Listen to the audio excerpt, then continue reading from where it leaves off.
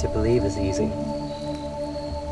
You can fill stadiums with people wanting to believe, either to solidify what they already think, or to grasp hold of something because they feel cast adrift and lost at sea.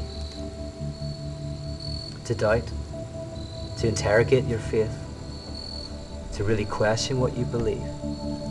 Now that's difficult. It's difficult because we want to protect ourselves from doubt and unknowing. Indeed, when we encounter someone who's different from us, our first experience is often to see them as monstrous, as having beliefs and practices which are alien and strange and historical and contingent. When we encounter them, we either want to consume them, make them part of our social body, or we want to vomit them out, get rid of them. Or perhaps we want to have some sort of interfaith dialogue where we can talk about where we agree. In each of these experiences, we seek to minimize our encounter with the other. We seek to domesticate them. In the first, I'm right and they're wrong, and I want to make them into a version of me.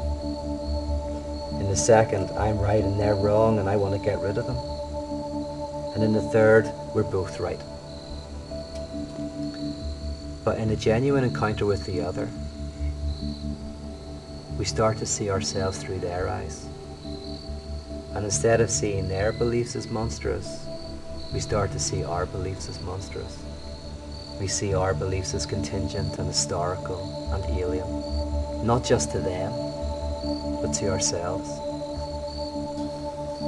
It is in this experience, when our beliefs begin to fracture and fall apart, and our political, religious and cultural narratives begin to fracture, that we know what it is to experience a type of crucifixion. For the cross was a symbol of curse. The person was killed outside the city. They weren't part of the political structure.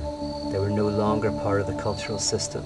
They were no longer protected by the religious leaders. They were the complete outsider. They were crucified naked and alone. When we experience the loss of our beliefs, when we experience the breakdown of our narratives, it's not there where we lose God.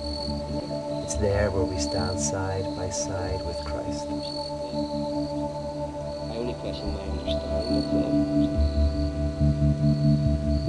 I never question God. I can only question my assumptions of God.